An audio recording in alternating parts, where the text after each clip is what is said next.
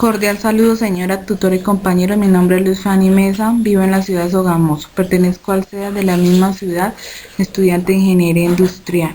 Me encuentro cursando el 7º semestre. Gracias a los contenidos de acuerdo al módulo del curso de legislación laboral, logramos ponerlos en práctica aplicándolos mediante la actividad del trabajo colaborativo 1.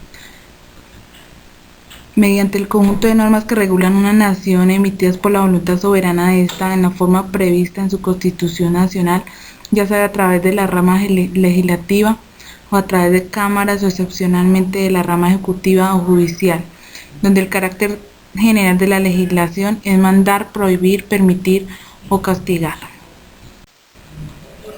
De acuerdo a mi rol, me correspondió el capítulo 3 y 4.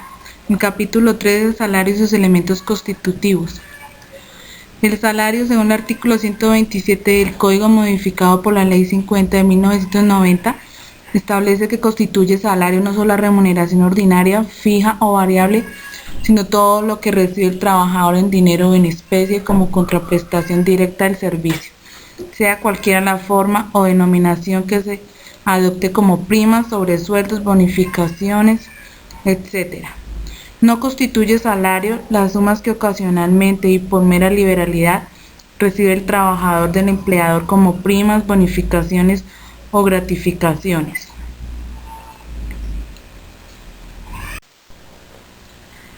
A disposición del artículo 131 del Código de Trabajo, las propinas que recibe el trabajador no constituyen salario y en consecuencia no pueden pactarse como retribución del servicio prestado por el trabajador.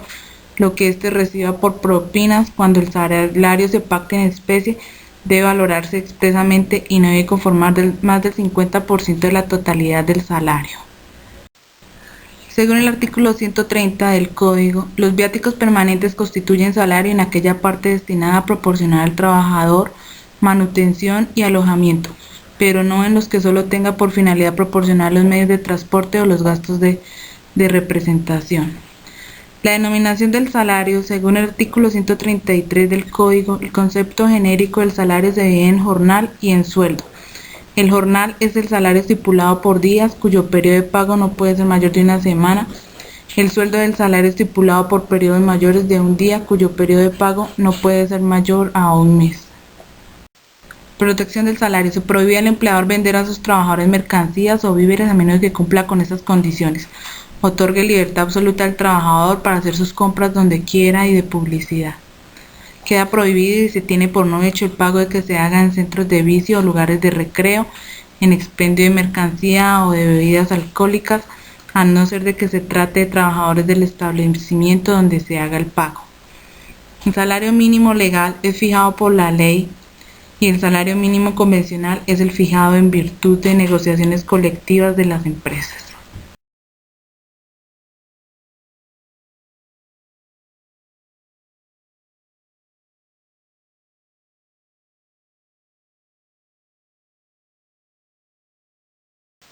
No hacen parte del salario. Los viáticos, sumas de dinero que ocasionalmente y por mera liberalidad recibe el trabajador del empleador, como primas, bonificaciones o gratificaciones ocasionales, participación de utilidades excedentes de las empresas, de economía solidaria y lo que recibe en dinero o en especie, no para su beneficio ni para enriquecer su patrimonio. Tampoco hace parte del salario las propinas ni el auxilio de transporte. Capítulo 4. El creo impuesto a la renta para la equidad. Este es un nuevo impuesto incorporado mediante la última reforma tributaria contenida en la Ley 1607 del 2012, creado como el aporte en que contribuyen las sociedades y personas jurídicas y asimiladas contribuyentes declarantes del impuesto sobre la renta y complementarios, en beneficio de los trabajadores, la generación de empleo y la inversión social en los términos previstos en dicha ley. El hecho generador del impuesto lo constituye la obtención de ingresos susceptibles de incrementar el patrimonio de los sujetos pasivos durante el año o periodo gravable. ¿Quiénes pagan el impuesto? Sociedades, otras personas jurídicas y otras entidades asimiladas a sociedades.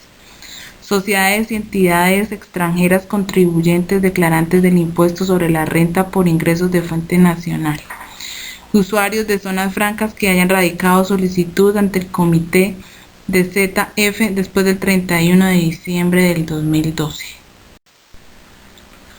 Los no contribuyentes son entidades sin ánimo de lucro, entidades extranjeras contribuyentes declarantes por ingresos obtenidos sin sucursal y establecimiento permanente.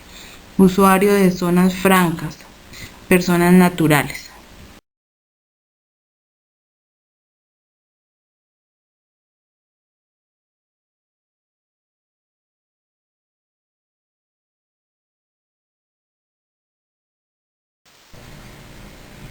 La tarifa del impuesto sobre renta para la equidad del 9% para los años gravables 2013, 2014 y 2015 y del 8% para los años siguientes.